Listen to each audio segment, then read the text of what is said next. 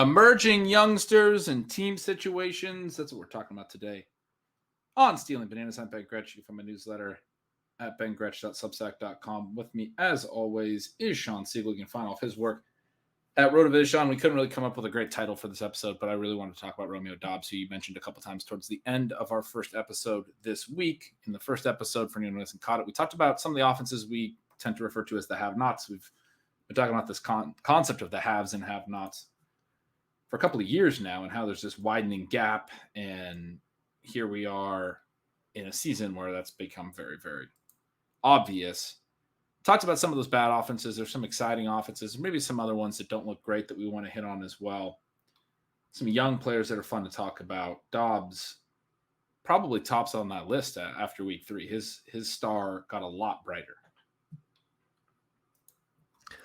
Well, he was the focal point of a lot of our bold predictions coming into the season. And so to have him look that good in week 3 was fun.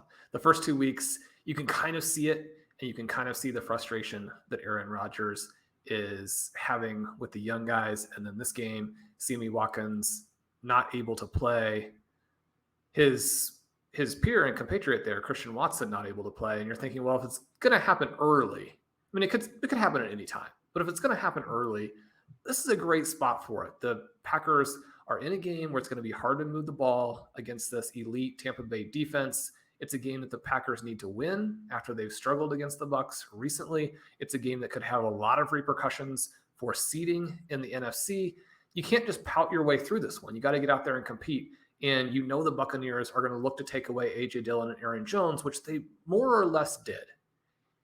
And I mean, you would love to see even more after that first drive, but for Dobbs to come out and dominate early, to be the featured receiver in this offense, and to again look good in so many ways. I think that's one of the underrated elements of his performance in the preseason is that, yeah, I mean, it's against backup players in many cases. It's with the backup quarterback, but he's winning on a wide variety of routes and depths.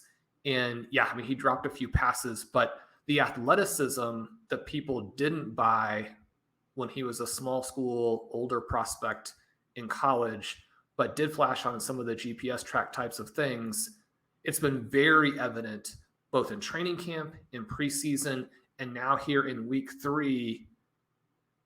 When teams talk up their own guy, you know there's a lot of bias there. Aaron Rodgers, even as he was acting very frustrated with some of the specifics, was saying Dobbs looks like one of our guys who in the past, these guys have been stars.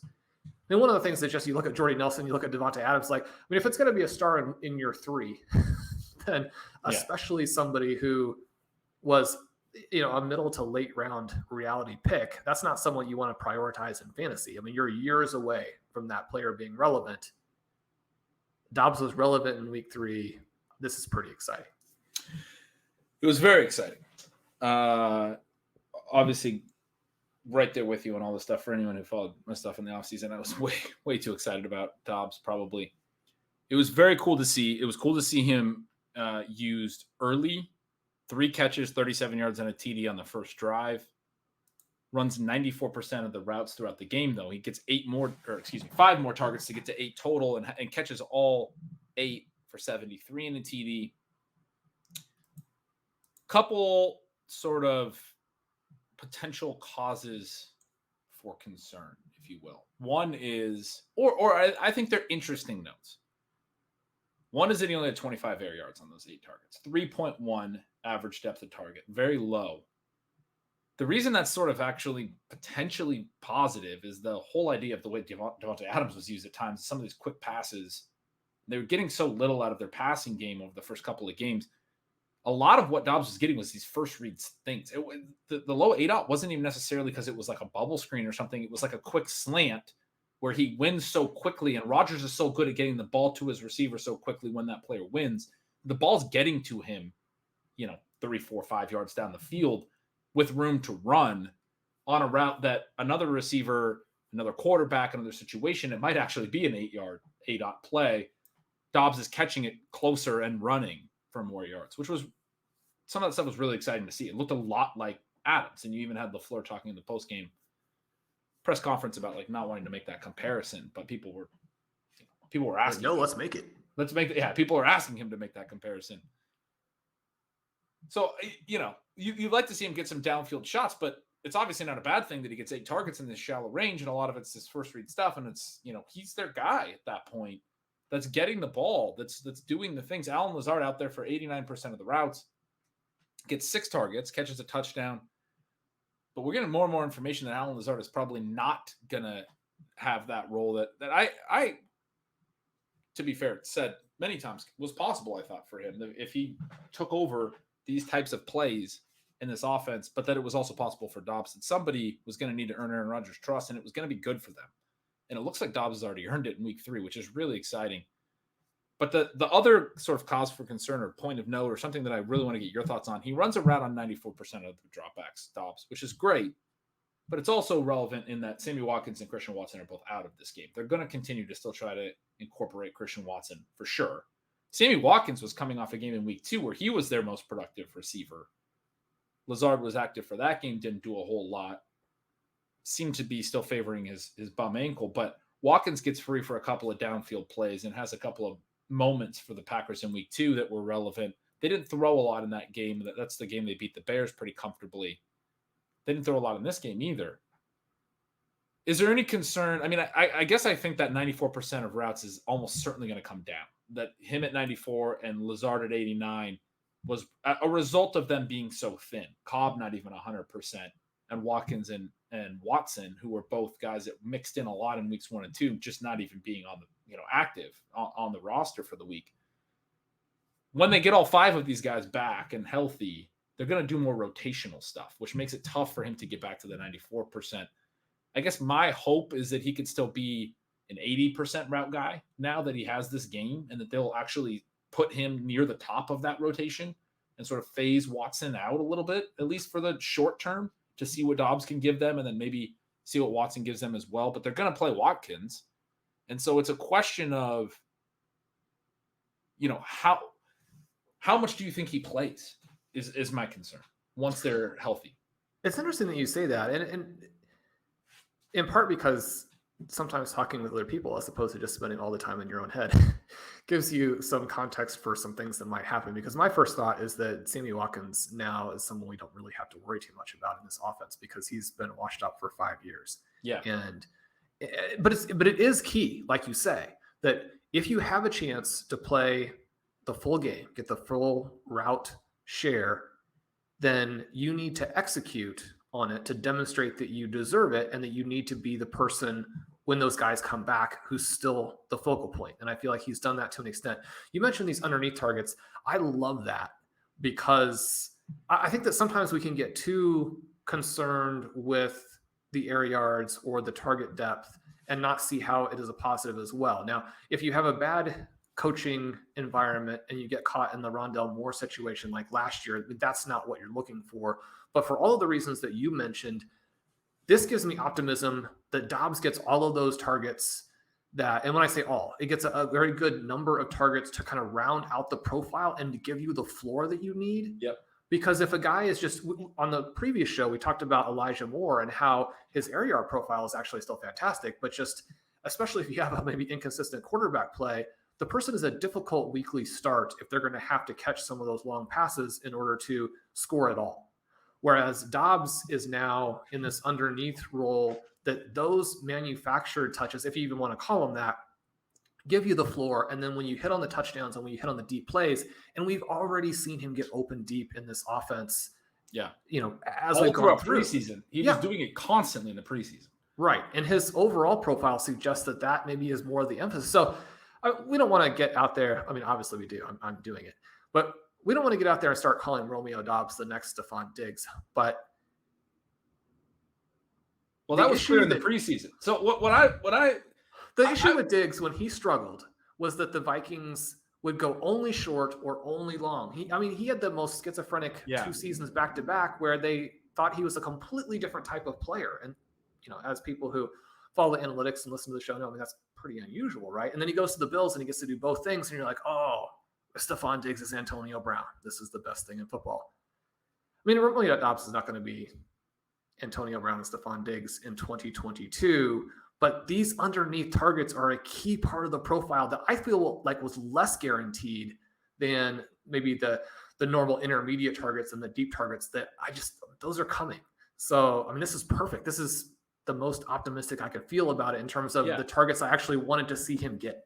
Yeah, and it's so funny because this is such a perfect contrast of our personalities that the listeners, I think, will have picked up on now by how many shows we've done together. But you're the eternal optimist, and that's why I love chatting with you, because I'm the consummate cynic and always sort of worrying about the other side. It's been funny for me to see everyone be so excited on Dobbs now, because there was optimism in August and his ADP rose really high, especially in main event stuff. I felt like for most of the off season, especially the early preseason, I wanted to get really, really high on this guy. That, I don't know, I was ahead of the market, if you will, on that. And now I feel like the market is like, this guy's the new Davante Adams, and I'm like, well, let's temper our expectations a little bit, which is maybe just like throw a weird Stephon Diggs name in there instead. That'll temper your expectations. But it is funny because I think one of the criticisms that's levied on us sometimes, Shawn, is that we are a little too biased for the guys we like and always seeing things through rose-colored glasses. I will say on Dobbs, I think there is a concern. Listen to these route per dropback numbers from the Packers receivers in weeks 1 and 2. Week 1, Christian Watson 69%, Sammy Watkins 67%, Randall Cobb 64%, Romeo Dobbs 60%. Allen Lazard doesn't play. They're all within 60 to 70% of the dropbacks. Week 2, Lazard's in 90%. Sammy Watkins 62%, Randall Cobb 41%, Dobbs was at 45%, Watson was down at 24% in week 2. So he fell off a little bit in week 2. They really kind of limited him relative to him being actually the highest route share in week 1. Had the key drop in week 1, some of the things that went wrong for the Packers passing game in week 1. But Dobbs went from 60% in week 1 down to 45%. Then in week 3, we have no Watson, no Watkins, and we have Cobb a little bit hobbled. He's at 50% still. And we have Lazard at 89%. He was at 90 in week 2. It seems like Lazard is going to be in this role that they talked all offseason that they see him as, because of some of the other things that aren't just fantasy related, because of the blocking and everything else. Some of the routes for Dobbs were routes where they were in the playbook last year. I think it was his TD where Lazard, they were in a stacked formation. Lazard basically running a clear out, Dobbs getting the target behind him, and then Lazard turns into the lead blocker. And you're like, they did this. I've seen this last year where Lazard's doing the same thing he did last year with Davante Adams trailing him. Now he has Dobbs trailing him. And it looked great. But they have Lazard in his role, is what I'm saying. Dobbs, long term, and from this game, I think it confirms everything from the preseason. And long term, I'm like, this guy has to be in the Davante Adams role. And it's going to happen by week 10. The concern is in weeks 4, 5, 6, and 7, we're going to see Cobb still at 50%, Lazard still at 90%. Watkins, because he's been at 67 and 62, but he misses last week. Whenever he comes back, maybe he's not completely gone. Maybe he's at 40%, right? And Watson is at 30% of the routes in a way that puts Dobbs from the 94% routes that he had this week down to 70%.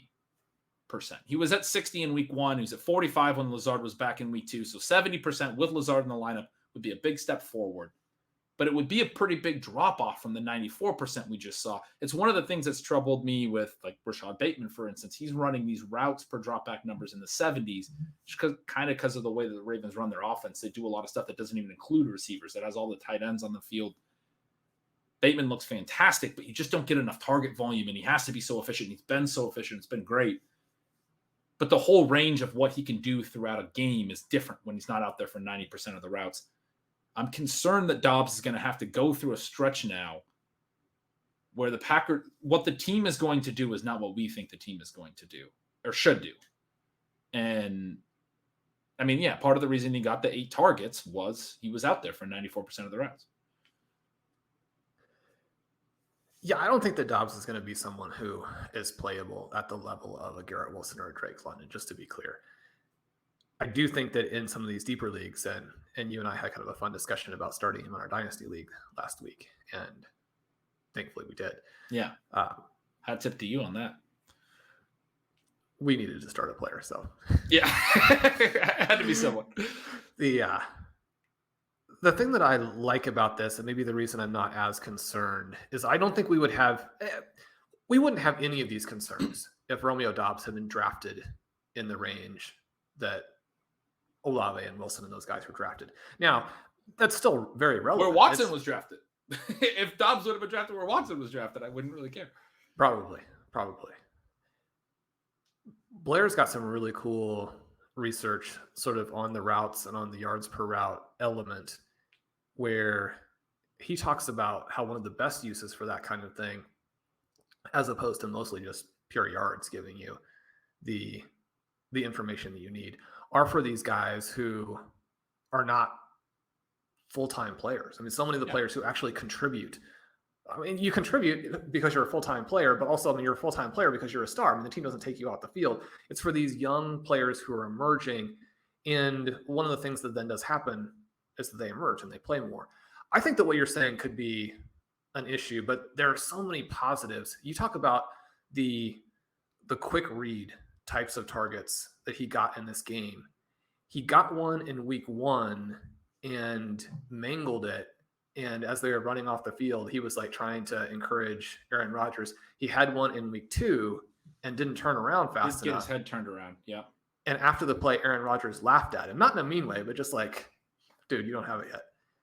They came back in week 3, and as opposed to him being sidelined for messing those things up, he is the guy that these things didn't have a go choice. through. They didn't have a choice. He had to be the guy. Well, I mean, you always have a choice. There are always, I mean, you could have thrown every play to Alan Lazard. You could have incorporated the running backs even more. Now, I mean, these guys have been involved, but I mean, one of the theories for where they were drafted, and I think to an extent it makes sense so far, but that you could have 2 running backs on a huge number of plays, a huge number of running back targets on all different types of design. I'll throw a different number out at you because I do think it's kind of fun. I mean, the Packers have the ability to be so efficient that it matters less. But we were talking about some of these weak teams in the previous episode and where they were in terms of points per drive, all that kind of thing. But one of the numbers we also brought up for a few teams was the seconds to snap, and how the Jets were down there at just over 21, and how that had to bounce back and be a little bit more normal with the younger, inexperienced quarterback. The Packers are over 30 seconds to snap. Yeah. And this isn't something that like just happened this year. So one of the very tiny things that you have to not necessarily be concerned about, but understand about the Packers offense is that they're not going to be one of these Tom Brady, Bill Belichick revenge teams where they go out and try and put up 50 points on you. I mean, they're going to try and get ahead early and sit on it and really sit on it the whole way, but be efficient with their drives, not let the opposing team get the ball very much, limit the number of plays, and let Aaron Rodgers be efficient and mistake-free on those plays and win the game that way. So that part of it, I mean, you think about, well, so much of his scoring was very early in the game. I don't think that that's something that's going to be that unusual. And that's frustrating when we talk about, well, I mean, you could be the Washington Commanders and be terrible, but be chasing 3 touchdowns and air the ball out in the fourth quarter every week and get similar types of production. Yeah, I mean, I think you put that well. I mean, I think that's what the Packers are. And it's almost certain that the time they take to snap the ball is part of their efficiency. Rodgers is diagnosing things pre-snap. He's taking his time. They're getting to the line. He's looking. He's understanding what the defense is doing pre-snap. And it's helping him prior to snapping the ball make decisions that other offenses, their quarterbacks are sort of making during the play. They're diagnosing the defense and those things. What their look is, what he's seen on film. I mean, this guy's enough of a veteran that he can do that. And there's other quarterbacks that can do it quicker even probably. I mean, Tom Brady plays quick sometimes and still does a really good job of this, of diagnosing what the defense is showing him. The efficiency is always going to be a positive. I guess I'm just concerned that I'm not even concerned. I'm over the moon about Romeo Dobbs. Let's be honest. Like that was, you mentioned on our last show, the Devonta Smith thing was your favorite thing from week 3. It was a huge one for me too, because we have a ton of Devonta Smith. We were talking a lot about it. You either take AJ Brown or you take Devonta Smith because they were both mispriced. You might not want them on the same roster, but take one or the other. And I think we have them on the same roster a few times as well because they were just so mispriced. But my favorite thing was Romeo Dobbs. I mean, seeing the thesis and be accurate, seeing him be as close to Devontae Adams as a rookie could look in week 3. I mean, there's no, like, it's a blasphemous comparison, but there's no way he could have looked more like Devontae Adams in this offense. It was perfect to see. And I think there is a possibility that they go back and they say, look, we have to play him 90% of the rounds, which would be just so exciting in week 4. I mean, that would be the most bullish thing you could see is if they come back next week and they use him the same amount. And they're just like, this is our guy now. He's going to go on to be a superstar. And that's in the range of outcomes. I mean, and then he could go on to be one of the best rookie receivers this year. He could be on the Garrett Wilson and Drake. We could be sitting here next week talking to him on the Garrett Wilson, Drake London spectrum. I mean, that's possible. But if he falls back to 70% and he's in that range for a while, I think he's still startable, actually, because I think what they showed was optimistic enough. And what you talked about with the air yards and everything, that was actually one thing where I think I'm maybe more optimistic and maybe not putting it well enough. I think he's close to as startable as Garrett Wilson and Drake London already, just with the whole range. As you know, with that upside that I just talked about being a part of the range, if he falls to 70%, he won't be for week 5. But I'm excited to play him in some leagues where I'm not as deep at receiver as a guy that I think, because what I'm looking for, what I'm hoping for when I said right at the beginning was that he stays at 80%, doesn't go all the way to 70%. You know, maybe you can't stay at 90, but if he stays at 90, that's when we go crazy. But if he stays at 80 even, I think he's good enough. And the way they used him enough, that would be a bullish shine in itself. He might not have the ability to earn 8 targets over the course of a game on that number of routes, but he'd be at 6 or 7. If he's down at 70, he might be at 5, right? And so there's this question of how many targets is he going to need? They're going to be efficient, and he was efficient in this game. And he gets some of those air yards plays we're talking about. He might only need 5 sometimes to have some big games, like we've seen from Bateman, for instance. But I'm really hoping we see the 80% plus routes. I'm cautiously optimistic, but and he is not a sell high candidate. No, absolutely not. And especially in Dynasty, he's not a sell high. We were lucky enough to have him on our RV Triflex team, have him on a number of those teams in the late rookie draft leagues, just desperately trying to move in to get him in the late second, because already after the first couple of preseason games, he should have been priced at the 1-2 border. He should have been more expensive than Christian Watson. That doesn't mean that Christian Watson still couldn't come out and end up being the guy. It doesn't mean that if you hold now that you're guaranteed to win. I mean, there's still plenty of outcomes where it ends up being disappointing. But in terms of the entire range and the probabilities now, you should not be, as we were trying to do the cut down to get down to our roster, which is one of the dynamics of the RP Triflex. I mean, he was not an option, and he was not an option to move in order to get to the point. So we were having to move a lot of guys. You mentioned some of the names that we did, unfortunately, get rid of, like Cole Kmet. Yeah, Cole Kmet. I mean, Dobbs just because relative to where they were priced, they made sense potentially to move. I mean, and even Debo we're probably not thrilled about, but relative to where they, even though we like those guys, Dobbs relative to where he was priced made no sense. Yeah, you couldn't move him then. I don't think you can move him now. He's just solidified that a little bit. Ben, another player we debated a little bit starting this week, and I think started once, but mostly didn't. And fortunately, because we have so much wide receiver depth, and you're really hoping, you get that glimpse, and you want to put the guy in. You want to put the J.K. Dobbins in when he's healthy, or healthy-ish when he's active. But the main thing that I'm looking for from one Treylon Burks is to emerge by the time that the buys roll around to be a weapon there. This game would have been very different if he just gets in instead of being tackled at the 1 yard line.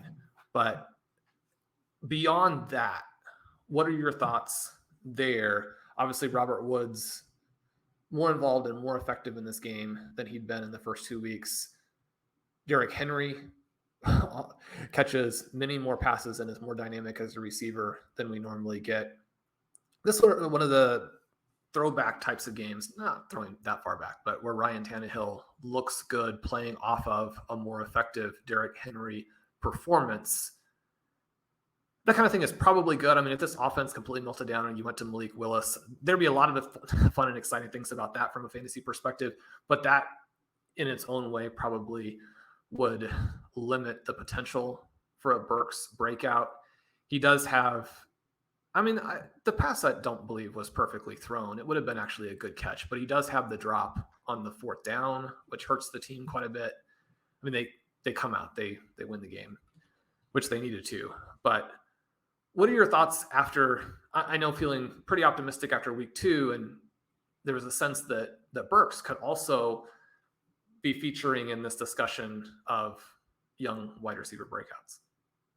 Yeah, in terms of buying and selling and all of that stuff, I mean, you might,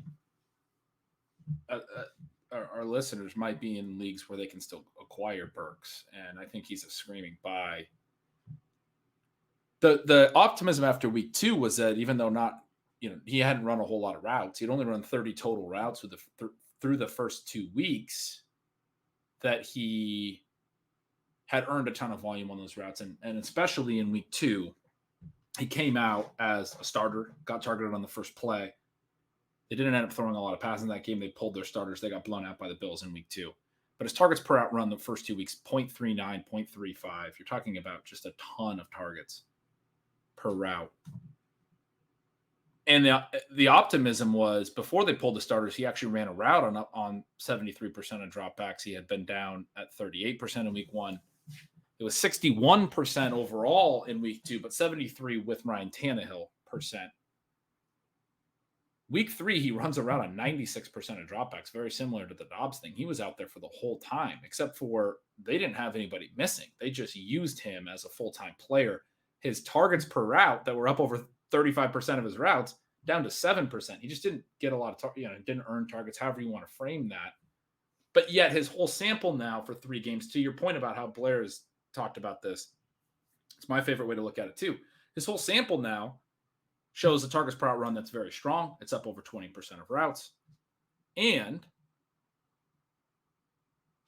he's now running the full slate of the routes. You're not going to keep these small sample, high targets per out run numbers when you are running a route every single play, because some of that might be sort of scripted when you're in the smaller route shares. But he's a full-time player now, and he's already shown some target earning ability, even with the week 3, which there's just target variance sometimes with receivers, obviously, week to week. So anyway, the role change was the really exciting element. We thought that after week 2 that he gained so many routes from week 1 to week 2. The Titans needed something. They got something from Robert Woods, which was actually really helpful and probably was driven a lot by Treylon Burks being out there so much. I mean, one of the things we talked about was they had to use Burks to open up Derrick Henry, and they had to use him to open up the passing game because they didn't have anything else working.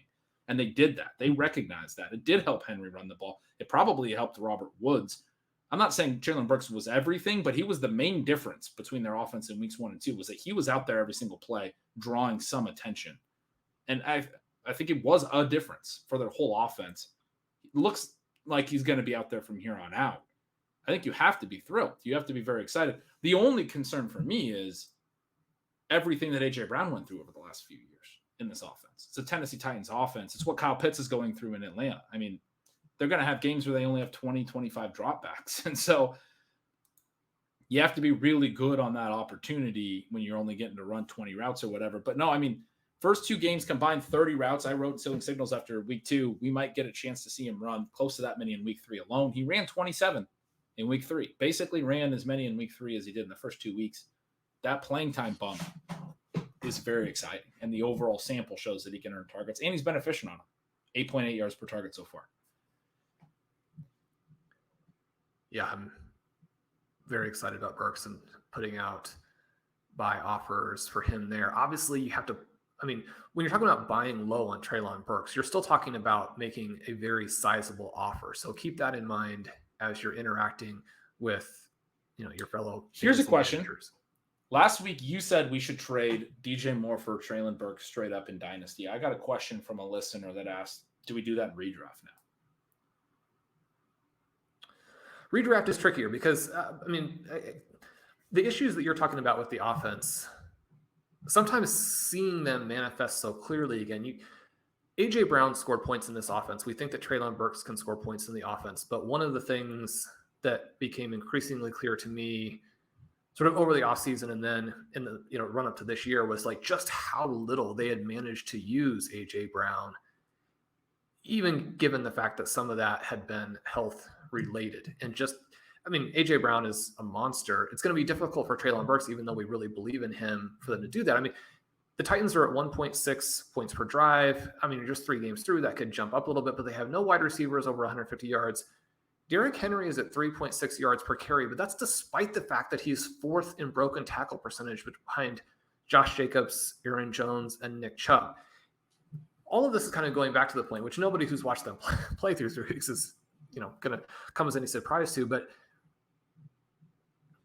I'm worried that the offense will just be bad. Yeah. And so now that you're dealing with 2 bad offenses and you have one player who's more established, I wouldn't be against doing it in redraft. I think you would have to do it in Dynasty for some of the reasons we mentioned on last week's show, where you're talking about guys in the 25, 26-year-old range can be overvalued in Dynasty because people look at the dynamic of peak age, look at the dynamic of what needs to happen in the short term for them not to lose value, all of those types of things. But it is one of the reasons why we redraft teams that look like rebuilding dynasty teams. And if you just need one really quick rule of thumb to help if your drafts are good, it's like, does your redraft team look like a rebuilding dynasty team? If it does, then you're probably going to be in good shape when you hit those bye weeks. What's your thought on that? I had a hard time. That's why I asked you, and I'm so biased with DJ Moore. Like I think everything you said was exactly what I would have said. I don't think I responded to it. I think it was a DM. I get a ton of Twitter DMs. Sometimes I catch them and I think about them and I don't get a chance to actually get back and respond. So I apologize. Hopefully that listener is catching that answer now. But I was right when you started talking about, Burks. I thought that was a great, and buying low. I thought that was a great question to bring up. I had a couple people ask us if we meant Dynasty when we talked about that DJ Moore, Treylon Burks trade last week. So again, glad we brought this up because I think a couple listeners were confused if we were talking redraft or Dynasty last week. We were talking Dynasty. I did clarify that with those that asked last week, but this week we're talking redraft, and it's tough. I'm very concerned about DJ Moore. I do think it just takes a little bit of change with the Panthers. I mean, it's one of those things where, we look at the Jaguars. I don't think they're doing everything perfect, but we're getting a really good sense of how bad Urban Meyer was for them last year. And that's something we talked about with even like Laviska Shenault, for example, which obviously that doesn't matter anymore. I'm not trying to bring it all the way back to our players that we like, but especially with Trevor Lawrence, right? Who was way below expectation on like the completion percentage over expected mark is one that a lot of quarterback analysts like to look at. He was significantly negative, one of the worst in the league in 2021. This year so far, he's been comfortably above and doesn't really have great weapons. We kind of joked all offseason. They went and signed some mid-level players for a lot of money. But I think Doug Peterson's done a good job. I think Lawrence is probably taking a step forward. But you're talking about a team that was coming from the worst possible scenario from a scheme and coaching and everything perspective, that there's only room to go up. And if it actually goes up to something that's positive, and I think Doug Peterson can probably be called now a positive for them, right? And we would have maybe expected that given he had so much success with the Eagles. You can get a lot of change from one year to the other just on how this coach is implementing a scheme with relatively similar talent. I think Christian Kirk is a good player. I think Zay Jones has played well, but relatively similar talent. Anyway, point being, when it's that bad, there's this thing that I was calling last offseason, like the situational regression, these factors that we can't quantify. With the Panthers, that's so bad right now. And I think there's a lot of ways that can regress. Baker plays better or settles in. I don't know. They change something with their route combinations or offense, or they do something different at some point. They pull Baker. They fire Rule, and somehow that has a positive effect, even though I don't know that would be the end-all, be-all. I just want Rule to get fired because he doesn't deserve to coach a team, which is just a mean and rude thing to say. But, man, the guy is not a very good coach. But DJ Moore's situation is so bad that if something were a catalyst in a positive way, like his situation could get better, not a lot better. And we talked about that in the last show. Burks is in a situation that you described that even the great AJ Brown, who's probably the greatest receiver of this generation or any, had a hard time succeeding in. So Burks is going to have to be like the second best receiver of all time to even be what AJ Brown's been. So I do like the fact that Ben has embraced the hyperbole on that. One of the things here is that right now, I think it's 50-50, and you probably want to almost hedge a little bit still in the direction of DJ Moore. But there are going to be a lot of scenarios where Treylon Burks could actually have a breakout game, and DJ Moore would bounce back a little bit. And some managers would be looking to make that swap because you have kind of the sell high off of the enthusiasm of the game. I do think that once you get a big game from Burks to where his quarterback, his coaching staff, everyone there is more comfortable with him doing it, that will lead to the type of role that gives you not consistent upside, but the occasional significant upside to where you prefer to have that on your roster as opposed to DJ Moore. Again, not everybody's going to be willing to make the trade once Treylon Burks actually has a big game. But I think that there will be, for psychological reasons, again, just for fantasy football reasons, for regression reasons, why people would think that it would be still a good move to make to try and acquire DJ Moore after you get a big game from Treylon Burks. But I would lean to Burks after we get that. Then we're sort of cruising toward the fourth quarter of this show, and we did have one other young wide receiver who looked. Before we move on, my favorite point you made last week about this DJ Moore and Treylon Burks dynasty trade conversation was to talk about dynasty or think about dynasty in a little bit more of a redraft focus because of how their values can shift. And this also ties back into Dobbs. I was just sitting here thinking about it. Everything we've talked about so far kind of ties together, but I'm a little bit worried about Dobbs' route share in the first couple of weeks, but I thought it was interesting. You said you were kind of not concerned about Sammy Watkins anymore after week 3, after seeing that. I don't think I'm concerned about Christian Watson anymore, like at all for Dobbs in terms of a long timeline, in terms of dynasty or even late season this year in redraft. I think Watson doesn't have that skill set. It's so rare for Dobbs to do what he did and look so much like Adams, frankly. Watson, I don't think can even be that guy this year or potentially ever, right? Like for any player to do that,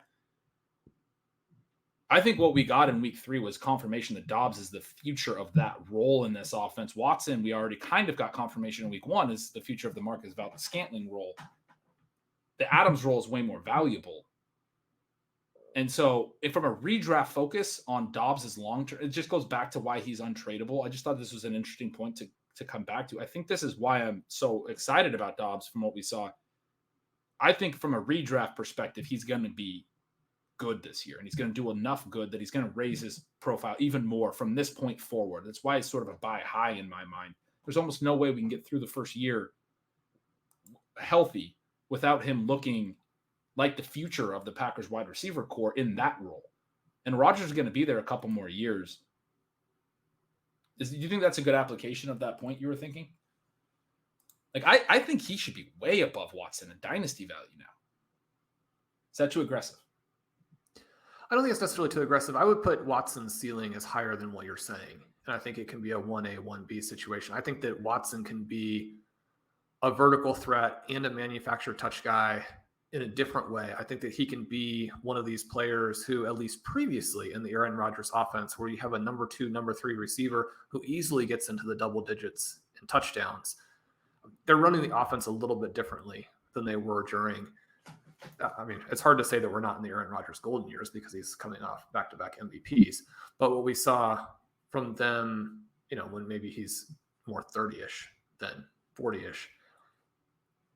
But I still like Watson there. But yeah, I was surprised that they didn't flip in training camp. I mean, we had all of the information at that point.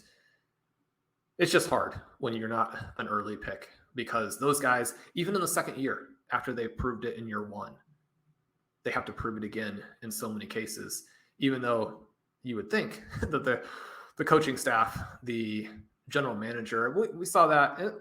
And again, this may be something we can put on the Urban Meyer influence and all of it. But when James Robinson came out and established himself instantly as one of the best running backs in football, and yet the Jaguars saw fit to draft a first-round pick on top of him. And now they have either a waste of resources or an embarrassment of riches at the running back position, depending on how you look at that there. We do have another young wide receiver who was extremely exciting through 2 weeks and then hit a little bit of a unfortunate hurdle in week 3. It contributed to our Chasing Stolen Bananas loss. That would be Jahan Dotson, who was another guy that the team absolutely raved about. Unlike Dobbs, someone who was an early/mid first round pick. And he just looked so good in the preseason. He looked good in the first 2 weeks. And then we hit week 3. He does have 8 targets. So when you look at the target breakdown between these 3 guys, fueled heavily by garbage time, you have 10 more for Curtis Samuel, who's been dynamic, but yet probably more involved than we would like to see, especially if you have Antonio Gibson or J.D. McKissick. You're ranting and raving at the TV and just asking for those guys to be used in a little bit more of that role. 9 targets for McLaurin, 8 targets for Dotson, but he collapses from a catch perspective, only brings down 2 of them for 10 yards, a pretty stark contrast to McLaurin, who goes 6 for 102. Dotson also has a drive-killing bad drop late in this game. Now, really not relevant because they were obviously not going to come back against the Eagles, but it does get you more targets. It gets you more fantasy points. It keeps that drive alive where maybe your team can do well. I was trying to figure out, Ben, how the Eagles had not poured on more points in the second half of this game. Partly it was that they did make a few mistakes on offense. Partly is that the Commanders had some odd garbage time drives where basically the entire sequence, as I could tell as I was watching through on the shortcuts, would be wildly inaccurate Carson Wentz pass, wildly inaccurate Carson Wentz pass, wildly inaccurate Carson Wentz pass, random penalty, 1st and 10. And then just repeat that on loop for the last 1.5 quarters. So Carson Wentz wasn't necessarily helping, but this was a step backward for Jahan Dotson. I guess I don't have strong opinions on Dotson, and I'm kind of curious for you. You just mentioned how things went negatively, but I guess I'm curious for your breakdown on him. He's ran a ton of routes, 85% or more of the team's dropbacks all 3 weeks. Great to see. He has not earned a target on more than 17% of his routes in any game. And actually, week 3 was his highest targets per route run. He was very efficient in the first 2 games, had the 2 touchdowns in week 1. I think he scored again in week 2, right? So we ran hot with touchdowns a little bit. I think when you look at his targets per route and how much he's been running, he's not really earning the volume. Some of that is, Samuel getting so much work underneath. Once, he threw to J.D. McKissick a ton this week as well. Just maybe not pressing the ball downfield, not really being a very good NFL quarterback, as we've discussed. But McLaurin does get back going this week. And so getting him involved now with Samuel involved, McLaurin had, the 9 targets, 6 catches, 102 yards. Dotson sort of in a similar role to McLaurin in terms of target depth. And Samuel's doing everything underneath. If McLaurin is sort of the guy as the downfield option, and you have Samuel easily leading the team right now in targets with all this underneath stuff, and you have the running backs getting at least some targets, and they've combined for a decent number as well. I guess I'm a little bit pessimistic about Dotson. He's running a ton of routes. He's out there. It's good, and he's gotten the 3 touchdowns, but not really earning a lot of volume per route. Yeah, outside of the touchdowns, his fantasy value per route has been low. I guess I'm looking at it almost in the opposite direction. This may be a little bit because it's what I want to have happen. But we have McLaurin with 330 air yards and a 57% catch rate through 3 weeks. Dotson at 245 air yards with a 50% catch rate through 3 weeks. I think that part of it is a little bit fluky. And I kind of like the guy here who, number one, is the first-round draft pick who has flashed enough early to be a sort of a full partner with these other 2 players through the first 3 weeks. I like the fact that he doesn't rely on the purely manufactured touches like Samuel, and also from a long-term perspective is probably not as reliant on actually making these deep catches that Terry McLaurin is. I mean, that's one of the problems that we've had with McLaurin over the last several years. And you go back and look through the air yard leaderboard, and you try and figure out how McLaurin hasn't scored more points. And partly it's just that